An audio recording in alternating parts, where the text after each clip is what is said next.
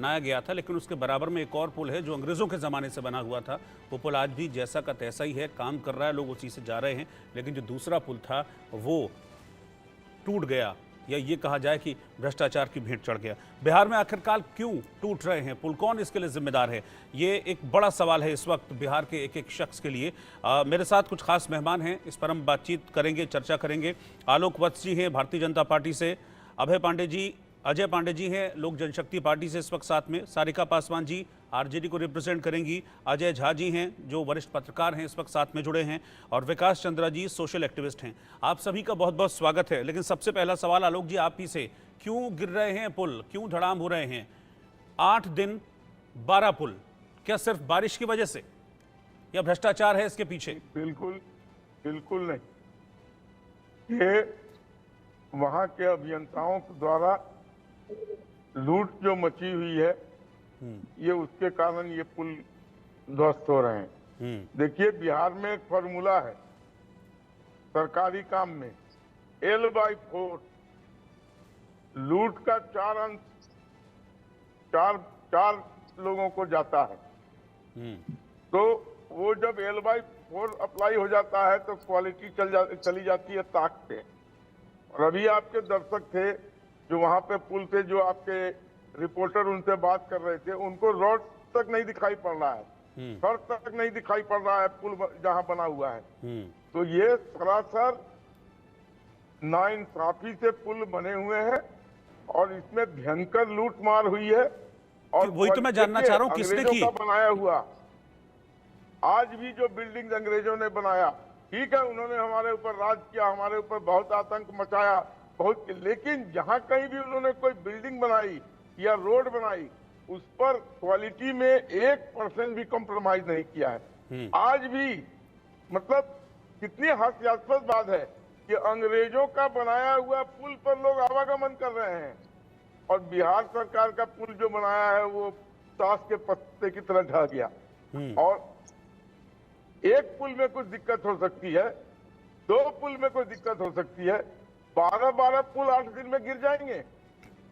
सरासर क्वालिटी पे कॉम्प्रोमाइज हुआ है, और क्वालिटी के कॉम्प्रोमाइज का कारण है कि उसमें लूट हुआ है। L/4 का फॉर्मूला से ये सारे बने हैं, और इसमें तो किसने की है लूट? इस चीज में लूट किसने की है? और लूट करने किसने दिए? लूट जो इंजीनियर इंचार्ज है। इंजीनियर के ऊपर कौन होता है? इंजीनियर के ऊपर उससे अगला सुपरिटेंडिंग इंजीनियर होता है। सरकार की जिम्मेदारी नहीं होती है देख रेख करने की? सर बिल्कुल बिल्कुल। फिर अंतोगत्वा अगर आप मुझसे पूछेंगे,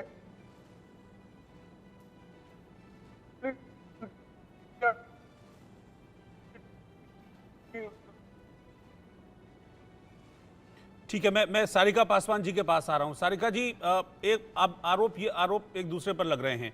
अभी मैं जीतन राम मांझी को भी सुन रहा था, वो कह रहे हैं कि इसके पीछे साजिश है, वो इशारा कर रहे थे विपक्ष की ओर। जेडीयू की तरफ से ये कहा जा रहा है कि भाई ये जो पुल हैं ये तेजस्वी जी और लालू जी के टाइम पर बने हुए थे। एक दूसरे पर टोपी ट्रांसफर हो रही है, जबकि तेजस्वी यादव सीधे तौर पर सरकार पर आरोप लगा रहे हैं। लेकिन मेरा सीधा सवाल यह है कि इस तरीके से अगर पुल गिरेंगे तो फिर पब्लिक का क्या होगा? क्या साफ साफ भ्रष्टाचार नहीं लगता है ये? देखिए, 15 दिनों में लगभग 12 पुल ध्वस्त हुए हैं, और वो लोग जिनकी सरकार बिहार में पिछले 18 सालों से हैं, वो लोग कह रहे हैं कि आज अगर पुल गिर रही है तो उसके कारण है विपक्ष, यानी कि हम लोग हैं जो कारण है जिसकी वजह से पुल गिर जा रहे हैं। बड़ी हास्यास्पद बात है। बिहार में आज करप्शन हो चाहे क्राइम हो, दोनों ही चरम सीमा पे है, और यही कारण है कि लगातार इस बारिश में पुल जो है एक पे एक ध्वस्त हो रहे हैं। और ऐसी बात भी नहीं जो ये लोग दलीलें दे रहे हैं कि विपक्षियों की साजिश है, तो क्या हमने पुल पे रस्सी बांध के गिरा दिया है क्या? या हम ही हैं जो लोगों को कत्लेआम करवा रहे हैं क्या? हमने ही लॉ एंड ऑर्डर को खराब कर रखा है? हम ही सारी पुलों को और सड़कों को कबाड़ रहे हैं क्या? मतलब क्या बचकानी बातें हैं भाई। आप अपने फेलियर को एक्सेप्ट नहीं कर रहे हैं कि 18 सालों से आपकी सरकार बिहार में है, और इतने हजारों करोड़ों अरबों रुपयों का घोटाला से बनी हुई ये सरकार, आज उनका सारा पोल है वो खुल रहा है। किस तरीके से सड़कें हैं वो धंस जा रही हैं, पुल हैं जो वो ध्वस्त हो जा रहे हैं। दिन दहाड़े लोगों के घर में घुस करके डकैती हो रही है, हत्याएं हो रही है दिन दहाड़े। तो ये सारी चीजें है ना, बिहार सरकार की पोल खुल रही है। और जीतन राम मांझी सरीके लोग हो या अभी एनडीए की सरकार में जो भी दलें हैं बिहार में, वो सब है अपना पल्ला झाड़ देना चाह रही है और पूरा का पूरा अपना दोषारोपण जो है अपने विपक्षियों के माथे पे कर देना है। लेकिन क्यों और किस कारण से? मतलब आपने क्या बिहार की जनता को बेवकूफ समझ रखा है? तो आप जो भी बोलेंगे बिहार की जनता वो स्वीकार कर लेगी? आपकी ये जिम्मेदारी थी, आपने ही उन पुलों को बनवाया है, आपके ही समय में वो टेंडर पास हुए हैं, आपने ही आवंटित किया, किनको किया, किस कंपनी के थ्रू आपने बनाया है। ये तो सारे कागजातों में वर्णन है भाई, कहीं से ढूंढ के लाना नहीं है। सिर्फ महज ये कह देना कि हमारे विपक्षियों की साजिश है कि पुल गिर जा रहा है, भैया जाके पता करिए किनके शासनकाल में उन पुलों का निर्माण हुआ है और किन ठेकेदारों को आपने उनका निर्माण कार्य दिया है, और दूध का दूध पानी का पानी हो जाएगा। अगर आपको लगता है कि हम जिम्मेदार है तो आइए भाई गिरफ्तार कीजिए, किस बात का आप इंतजार कर रहे हैं? लेकिन झूठ का बयानबाजी मत दीजिए। हर बरसात में स्थिति अमूमन यही रहती है, बाढ़ हो या थोड़ी छोटी, अभी तो बारिश पूरी होनी शुरू भी नहीं हुई है, अभी तो शुरुआती मानसून हुआ है। और मानसून की शुरुआत में ही जो स्थिति बिहार में दिख रही है बहुत ही दयनीय है और बहुत ही भयावह भी है। लोग अब किसी भी पुल पे चढ़ने से पहले 10 बार सोच रहे हैं कि पता नहीं इस पुल को हम पार भी कर पाएंगे या नहीं, कहीं बीच में ही ये ध्वस्त ना हो जाए। ऐसी स्थिति, ऐसी डर की स्थिति। और सबसे बड़ी बात है, अगर किसी भी गांव की पुल और पुलिया ध्वस्त होती है तो सबसे ज्यादा असर वहां के रहने वाले लोगों को होता है। उनके आने जाने की सुविधा बाधित होती है, उनके काम बाधित होते हैं। लोग 4 पैसे कमाने के लोग इस गांव से दूसरे गांव, दूसरे बाजार में जाते हैं, उनकी रोजी रोटी पे सबसे बड़ा प्रभाव पड़ता है। और खास करके बिहार जो एक गरीब राज्य के रूप में है, और ऐसी स्थिति में आप समझ लीजिए एक साधारण एक गरीब व्यक्ति की क्या स्थिति होती होगी। राजनीति करने वाले चाहे जो बोल दे, मैं तो यही कहना चाहूंगी, एक बार फिर से मैं उनको कहना चाहूंगी कि भाई कागज और पत्थर में सारे आपके वर्णन हैं, आप जबान की लड़ाई मत लड़िए, कार्रवाई कीजिए। और ऐसे सिर्फ कह देना कि हर बात के लिए आप अपने विपक्षियों को, तो भाई तो ये वही बात हो गई, शादी आपने किया, बच्चे आपने पैदा किए। ठीक है, मैं अजय पांडे जी से भी एक रिएक्शन लेता हूं।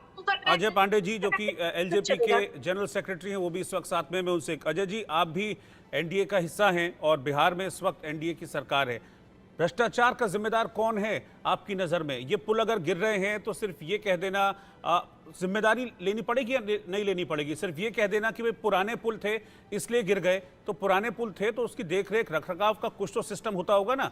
या सिर्फ ये कह देना कि इंजीनियर जिम्मेदार है, फला जिम्मेदार है? कार्रवाई कब होगी फिर? पैसा देखिए कैसे पानी में जा रहा है। आपकी बात से सहमत हूं कि ये कह देने मात्र से कि पुल पुराने थे, इंजीनियर की गलती है, मेंटेनेंस नहीं था, इस पे माफ नहीं किया जा सकता। मेंटेनेंस नहीं था मान लिया कि पुराने पुल है, 10 साल पुराना, लेकिन मेंटेनेंस करेगा कौन, देखेगा कौन? सरकार ही तो देखेगी ना। अगर सरकार में जो शामिल लोग हैं वही ऐसे जवाब देंगे तो फिर तो हो गया काम। मेरा जवाब तो ले लें, अगर आपने सवाल पूछा है तो। बोलिए। हाँ, मैं यही कह रहा हूं कि ऐसा कह देने मात्र से, आप जो कह रहे हैं मैं वही कह रहा हूं कि ऐसा कह देने मात्र से माफी नहीं मिलने वाली है। इसका जवाब जनता मांगेगी और जनता को देना पड़ेगा। लेकिन यह अति गंभीर समस्या है, साथ में यह बिहार के पिछड़ेपन से जुड़ा है, यह बिहार के विकास की गाथा है। यहाँ 18 महीने तेजस्वी जी रहे और बाकी टाइम जदयू रहा, ऐसा कह के आरोप प्रत्यारोप की राजनीति का समय नहीं है। और अगर आप सुनना चाहते हैं और जानना चाहते हैं तो बिहार वो प्रदेश है जहां 10-10 किलोमीटर लंबा पुल चौड़ी हो जाता है, लोहे का पुल, पूरा के पूरा FIR दर्ज है, थानों में पूरा लोहा काट के ले जाया जाता है। जिस भागलपुर की बात कर रहे हैं, पटना की राजधानी पुनपुन पे बना लोहे का 70 साल पुराना पुल दिन दहाड़े चोरी हो जाता है। ये वो प्रदेश है। तो सवाल गंभीर है, पुल गिरने का ही नहीं है, उस विश्वास के पुल के हत्या होने का भी सवाल है, जो देश की जनता हम राजनेताओं को चुनकर यहाँ भेजती है, पुल गिराने के लिए नहीं और जांच कराने के लिए नहीं। इसीलिए हमारी पार्टी यह मांग करती है कि इसकी बरोबर जांच हो। मेरे और तेरे कह देने से काम नहीं बनेगा। और बिहार में बिहार फर्स्ट, बिहारी फर्स्ट, कि नई गाथा लिखनी होगी और बिहार को विशेष राज्य का दर्जा देना होगा। आखिर ये पुल 15 दिन में 18 पुल या 12 पुल, कहीं फंड की समस्या भी तो नहीं है? क्या जो फंड बिहार को मिलना चाहिए वो मिलता है? क्या बिहारी को जो हिस्सा मिलना चाहिए वो मिलता है? इसकी भी लड़ाई और इसकी भी आवाज बुलंद करेगी लोक जनशक्ति पार्टी अपने नेता चिराग पासवान के नेतृत्व में।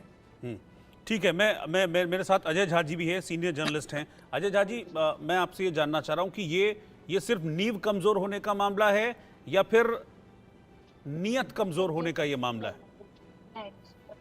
बिल्कुल, ये आपने तो बड़ा ही सही सवाल पूछा है रोहित जी कि ये नीयत यह नियत अब बिल्कुल साफ है, बातें साफ हैं। जो इस पर हम लोग बहस तो करेंगे और करते भी रहे हैं।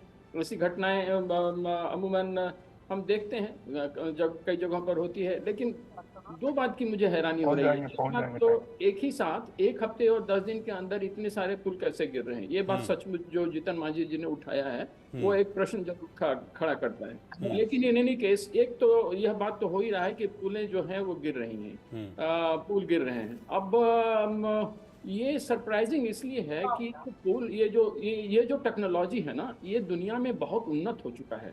पुल बनाने की टेक्नोलॉजी काफी उन्नत हो चुकी है और भारत इसमें काफी अव्वल स्थान पर। ऑफ कोर्स चीन के बराबर हम अभी भी नहीं पहुंचे हैं। चीन तो इस मामले में अमेरिका वगैरह सबसे आगे निकल गया है, लेकिन हम भारत में भी जितनी बड़ी बड़ी और जितनी अच्छी पुलें बना रहे हैं वो उससे दुनिया भी हैरान है कि अचानक भारत में ये टेक्नोलॉजी इस तरह से कैसे आ रही है।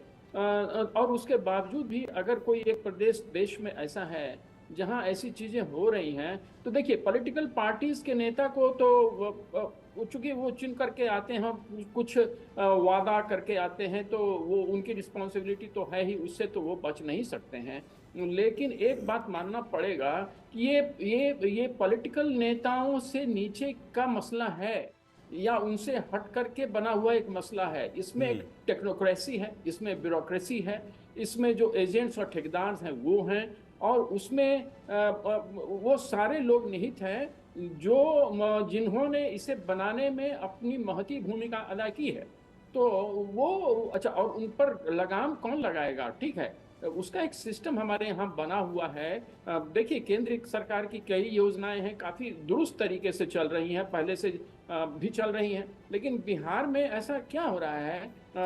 ये तो आई एम ऑल्सो सरप्राइज कि ये क्यों ऐसा होना चाहिए, क्योंकि टेक्नोलॉजी का मामला है और वहाँ होना चाहिए, और जो स्टैंडर्ड और प्रोसीजर है उसका वो अप्लाई क्यों नहीं हुआ और कैसे नहीं हुआ? किस तरह के टेक्निकल एक्सपर्ट्स इसको बना रहे हैं? कौन से लोग हैं जो इन्हें बना रहे हैं? ठेकेदार हैं या गवर्नमेंट की एजेंसी है और कौन है? और अगर ये लोग में से कोई तो होंगे तो वो कैसे बना रहे हैं? उनके पास नो हाउ क्या है? उनके पास रिसोर्सेस क्या हैं? क्या उनको पहले फंड दिए गए थे या नहीं? क्योंकि कई लोग कह रहे हैं कि भाई आप बना लो और तब पैसे दो, ये तो संभव नहीं है ना। कोई भी बनाने वाला व्यक्ति या जो एजेंसी है वो उस एडवांस तो पैसा लेगा, और उसकी रिसोर्सेस क्या हैं, आप उन्हें दे रहे हैं नहीं, और उसका रेगुलर वो उसको कंटिन्यूड उसकी मॉनिटरिंग हो रही है कि नहीं? Technical monitoring, I mean technical monitoring हो रही है कि नहीं? क्योंकि वैसे क्या है, कोई राजनेता जाएंगे, देखेंगे, अब इधर उधर देखेंगे, हाँ बहुत अच्छा बन रहा, नहीं अच्छा, उन सब चीज़ों से नहीं होगा। टेक्निकल मॉनिटरिंग, और टेक्निकल मॉनिटरिंग कोई थर्ड पार्टी कर रही है कि नहीं? उन्हीं की अगर एजेंसी कर रही है, स्टेट गवर्नमेंट की एजेंसी कर रही है, तो वो भी नहीं। आप कहीं बाहर से जो वेल स्टैब्लिश्ड है आप उसे लगाइए। और यहाँ एक मसला और उठता है कि कई बार टेंडर्स वैसे लोगों को दिए जाते हैं जो मिनिमम जो रेट पर वो बातों को रखते हैं, तो लेकिन ऐसा नहीं चलेगा। मुझे लगता है कि इसमें कुछ बदलाव करना पड़ेगा। मिनिमम रेट भी अलग है, और मुझे लगता है कि साठगांठ भी कहीं ना कहीं रहती है, और उसी का नतीजा है कि ये पुल इस तरीके से धराशायी हो रहे हैं। सर, मुझे एक रिएक्शन विकास चंद्रा जी से लेने दीजिए, फिर मैं सबके पास वापस दोबारा एक एक करके आऊंगा। सोशल एक्टिविस्ट है विकास जी। विकास चंद्रा जी, 8 दिन 12 पुल गिर जाना, ये नॉर्मल लगता है क्या? या जितना नॉर्मली इसको लिया जा रहा है, आपको लगता है कि ऐसा होना चाहिए?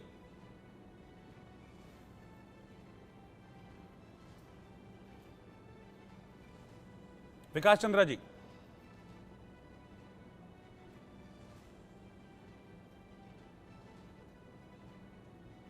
विकास चंद्र जी खुद को अनम्यूट कर लीजिए सर, आपका ऑडियो नहीं आ रहा है, अनम्यूट कर लीजिए एक बार खुद को। मेरी आवाज जा रही है? जी आपकी आवाज मिल रही है, प्लीज बोलिए सर। देखिए, मैं तो बहुत दुखी हूँ जी। और मैं बता दूं कि आज के डेट में ये पुल नहीं गिर रहा है, ये बिहार का स्वाभिमान गिर रहा है। पूरा जो हमारा सिस्टम है वो गिर रहा है, चाहे वो व्यवस्थापिका हो, कार्यपालिका हो, चाहे न्यायपालिका हो, ये सारी चीजें गिर चुकी हैं।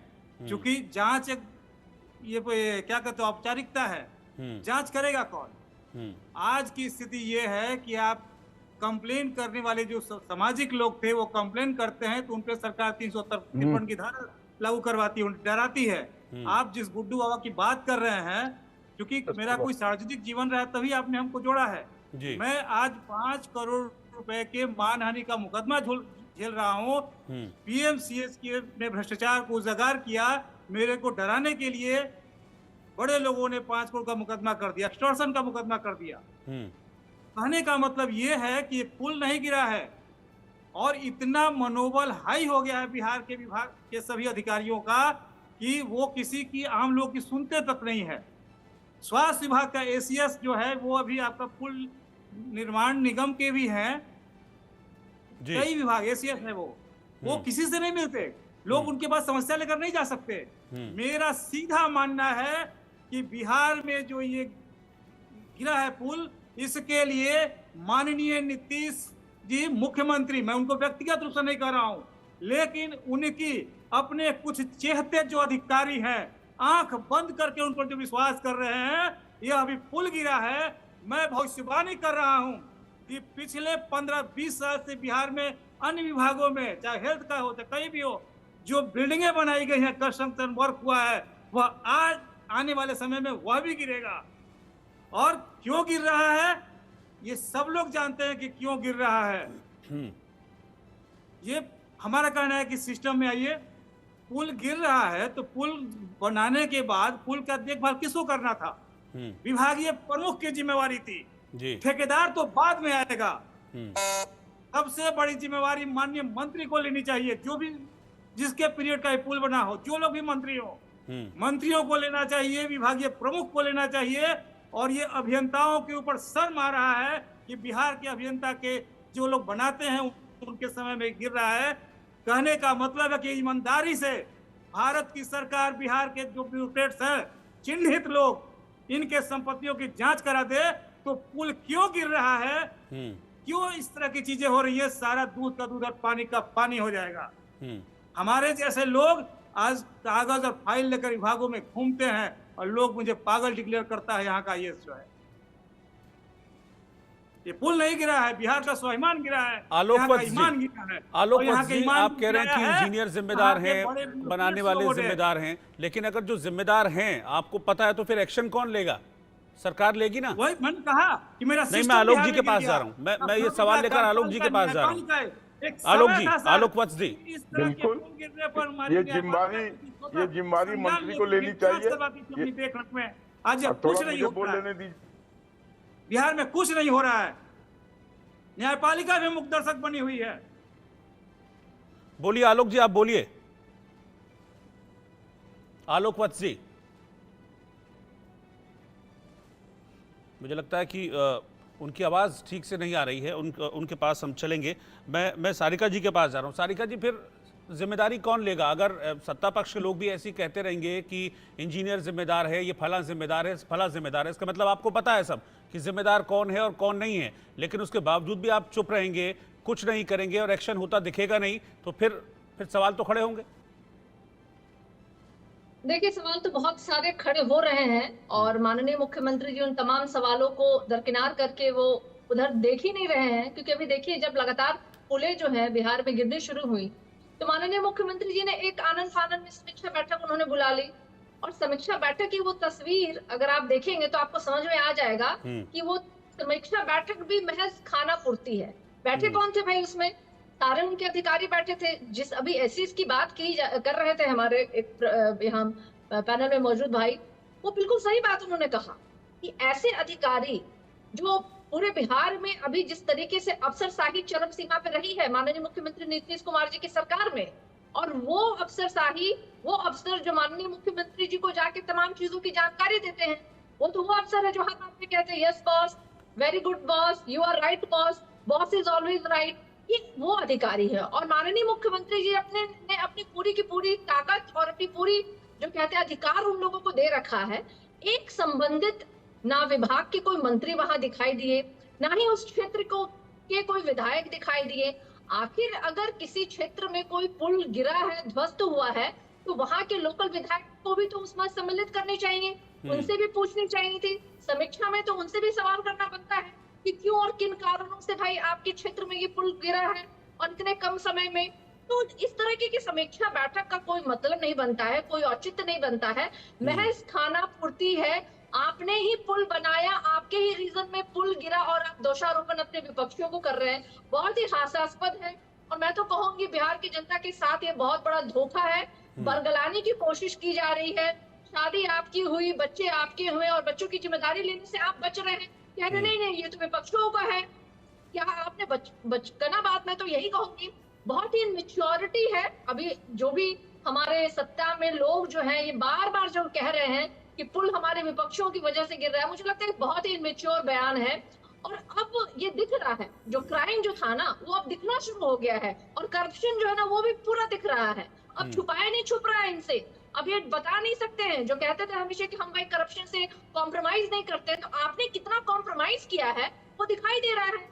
कि आपने सीमेंट में बालू डाला या बालू में सीमेंट डाला, कि आपने मिट्टी से ही पुल बना दिया और महज एक पहली और दूसरी बारिश में ही वो पुल जो है ध्वस्त हो गया है।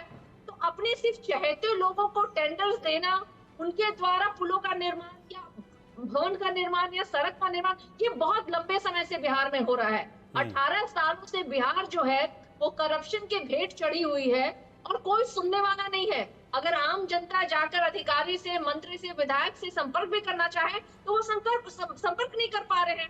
और यही कारण है कि अभी जो पूरी व्यवस्था, पूरी सिस्टम जो बिहार में काम कर रही है, उस सिस्टम के ही भेंट जो है ये तमाम जो बनी हुई पुलें जो है ना वो चढ़ गई हैं, और वो लगातार हर दिन एक नया पुल, रोड जो है वो ध्वस्त हो रहा है। और इसकी जिम्मेदारी पूरी की पूरी बिहार सरकार को बनती है, क्योंकि उनके कहीं ना कहीं नेग्लिजेंस की वजह से ये तमाम चीजें हो रही, तो उन्हें जिम्मेदारी लेनी चाहिए। उनकी नैतिक जिम्मेदारी बनती है कि वो ले कि हाँ हमसे ये गलती हुई है और हम अपराधी हैं इसके लिए, और सजा तो उन्हें ही निश्चित रूप से मिलनी चाहिए। क्योंकि ये भ्रष्टाचारियों को संरक्षण देना और उनमें संलिप्त होना, ये पूरी की पूरी जो वर्तमान सरकार है बिहार में, वर्तमान के 18 सालों से इनकी सरकार है बिहार में। अब मुझे नहीं लगता है कि अगर ये कह देंगे हमारे विपक्षियों की वजह से ये चीजें हो रही हैं, तो मुझे लगता है ये बहुत ही इमेच्योर बयान है। ठीक है आलोक जी, अगर आप मुझे सुन पा रहे हैं तो सीधे तौर पर आपने सुना, सारिका जी को भी सुना आपने, विकास जी को भी सुना। सीधे तौर पर कह रहे हैं कि सरकार के मुखिया इसके लिए जिम्मेदार हैं, एक कॉकस है जिससे घिरे हुए हैं, इसलिए बाहर की चीजें उन तक पहुंचती ही नहीं है। तो क्या सीधे तौर पर मुख्यमंत्री जिम्मेदार हैं इस तरह के जो हादसे, उस तरह के जो पुल गिर रहे हैं इनके लिए, भ्रष्टाचार के पुल? आपको मेरी आवाज आ रही है? अब आ रही है, बिल्कुल सर। देखिए, नेचुरली जब यहाँ पर अगर इस तरीके की चीजें होंगी और एक नहीं 12 पुल गिरेंगे, तो मुख्यमंत्री को तो संज्ञान लेना ही पड़ेगा, और कंसर्न मंत्री को तो पूरा का पूरा संज्ञान लेना पड़ेगा कि उनका डिपार्टमेंट चल कैसे रहा है। एक पुल गिर जाए तो चलिए हो सकती है कोई त्रुटि हो गई हो, 12 मैंने पहले भी कहा था, गुणवत्ता से L/4 जो बिहार में एक पॉलिसी है, लूट में 4 हिस्से, मैं नाम नहीं लेना चाहता हूं उस हिस्सेदारी में कौन कौन से लोग हैं, उसके तहत इसमें क्वालिटी में भयंकर कॉम्प्रोमाइज हुआ है। और कहा मेरे पूर्व के वक्ता ने कि जो सरकारी बिल्डिंगें भी बनती हैं वहां भी इसी तरीके का भयंकर कॉम्प्रोमाइज होता है, और वो बिल्डिंग भी ज्यादा दिन चलने वाली नहीं होती है। साल 2 साल के अंदर ही आप देखिए उसमें लीकेज। आपकी आवाज फिर चली गई सर। हाँ बोलिए। तो ये सरकार को इसकी जिम्मेदारी लेनी पड़ेगी, और सख्ती से यहाँ पर, सही कहा एक मेरे पूर्व के वक्ता ने कि एक बाहर की एजेंसी को जिसका कोई लेना देना नहीं हो बिहार के लोगों से, जो एक बिल्कुल साइंटिफिक स्टडी करके पूरे चीज को देखती हो, उससे इसको पास करवा के तब ठेकेदार का बिल रिलीज होना चाहिए। और जैसे ही ये होगा ये सारी समस्याओं का अंत हो जाएगा। ये सिर्फ और सिर्फ लूट के कारण, चोरी के कारण, गुणवत्ता में कॉम्प्रोमाइज के कारण ये हादसे हो रहे हैं। जिसमें अरे अगर उस पुल पे लोग चल रहे होते या ट्रकें या गाड़ियां चल रही होती तो ये दूसरा हादसा हो जाता, यहाँ भी ये मान के चलिए आप। लेकिन भगवान का शुक्र है कि कुछ हुआ नहीं। और अजय झा जी, ये जो एक्शन का जो दिखावा किया जा रहा है, एक्शन का, मीटिंग्स बुलाई जा रही हैं, ये भी इस वजह से हो रहा है क्योंकि अब सुप्रीम कोर्ट तक ये मामला पहुंच गया है, याचिका पहुंच गई सुप्रीम कोर्ट को, सुप्रीम कोर्ट में कि देखिए भाई बिहार में हो क्या रहा है। ये बात तो खैर नहीं हो सकती है कि चूंकि अब सुप्रीम कोर्ट में चला गया है इसलिए हो रहा है। ये तो इन एनी केस ये होना ही था। ये तो सरकार की जिम्मेवारी भी बनती है कि उसे देखे, उसे जांच करे, उसकी जांच करे और चीज़ों की गहराई तक आए। ये उनका नेचुरल एक तरीका है, प्रोसेस है। कोई भी सरकार वैसा ही करती जैसा अभी ये लोग कर रहे हैं। लेकिन स्थिति वहाँ तो वो तो आज की स्थिति है। लेकिन ये इस तरह के जो जांच हो रहे हैं, देखिए ये बहुत बड़ा, ये कोई एक व्यक्ति को या किसी एक मंत्री को, किसी एक पार्टी को दोष देना तो लगता है कि ठीक है, वो देने वाले लोग देंगे ही और देते ही रहते हैं, और डेमोक्रेसी में होना भी चाहिए, होता भी है। परंतु एक सिस्टम हमारे पास होना चाहिए, हमारे पूरे देश में होना चाहिए, प्रत्येक राज्य में होना चाहिए। जो टेक्निकल चीजें जो हैं वहाँ अगर किसी तरह का फॉल्ट होता है, कोई फॉल्ट लाइन दिखता है, तो ये थोड़ा सरप्राइजिंग है। थोड़ा नहीं बल्कि बहुत ज़्यादा सरप्राइजिंग है, क्योंकि वो तो इतना सटीक होता है कि उसके कोलैप्स करने का चांसेस मुझे तो लगता है कि 1/100 है, तो बल्कि उससे भी ज़्यादा। और खास करके जो टेक्निकल जो इस तरह के कंस्ट्रक्शन, जो बायोलॉजिकल साइड है, जो मेडिकल साइड है, उसमें अभी भी वो चीज़ हम लोग हासिल नहीं कर पाए हैं। लेकिन ये जो बिल्डिंग कंस्ट्रक्शन है या कुछ इस तरह के कंस्ट्रक्शंस हैं, वर्क हैं, उसमें हमारी टेक्नोलॉजी पूरी दुनिया में काफ़ी मजबूत हो चुकी है और उसको फोरकास्ट किया जा सकता है, उसे समझा जा सकता है। कई चीज़ें हैं जिन्हें अगर लोग ले करके चलेंगे तो वैसा होना चाहिए। अब देखिए, ये एक विशेष सर्किल है। किसी एक व्यक्ति को मैं समझता हूँ, किसी एक सत्ता को, किसी एक राजनेता को इसके लिए मुझे नहीं लगता है कि रिस्पॉन्सिबल बनाया जा सकता है। इसलिए क्योंकि ये पूरा विशेष सर्किल है। कौन कहाँ फंसा हुआ है, कौन कहाँ किससे गलती होगी, जाने में या अनजाने में, दोनों ही स्थिति है। मैंने सीधे को उंगली उठाना तो बहुत आसान बात है, लेकिन अनजाने में भी ऐसा हो सकता है। कई बार मंत्री चार्ज में तो होते हैं, मंत्रियों पर ये सवाल तो उठते हैं। लेकिन अब ये बताइए कितने मंत्री टेक्निकली साउंड हैं इन सब चीज़ों को देखने और समझने के लिए? तो करना तो पड़ेगा टेक्निकल लोगों को ही, भले ही वो उसमें कहीं ना कहीं किसी रूप में कभी हम लोगों ने देखा हो, सुना हो कि उनकी भी भागीदारी होती होगी। परंतु आप कैसे स्ट्रेट अवे किसी एक मंत्री को, किसी एक पार्टी को, किसी एक सत्ता को उसके लिए रिस्पॉन्सिबल बना सकते हैं? ये तो हमारा एक सिस्टम है जिसका आमूल चूल परिवर्तन करना हमारी आवश्यकता है और हमें उसमें जाना ही होगा।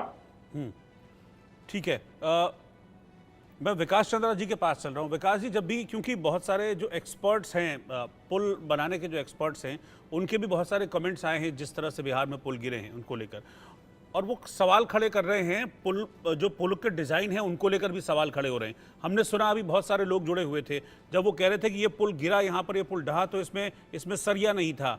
तो मतलब ना ठीक तरीके से डिज़ाइन हो पा रहा है, और जो मजबूती के लिए ज़रूरी चीज़ें होती हैं जैसे सरिया है और सीमेंट है, स्टील मिक्स है, उसका भी इस्तेमाल नहीं हो रहा है। यानी कि जब चीज़ें शुरू हो रही हैं तभी से भ्रष्टाचार भी शुरू हो रहा है। इस पर चेक कौन रखेगा फिर?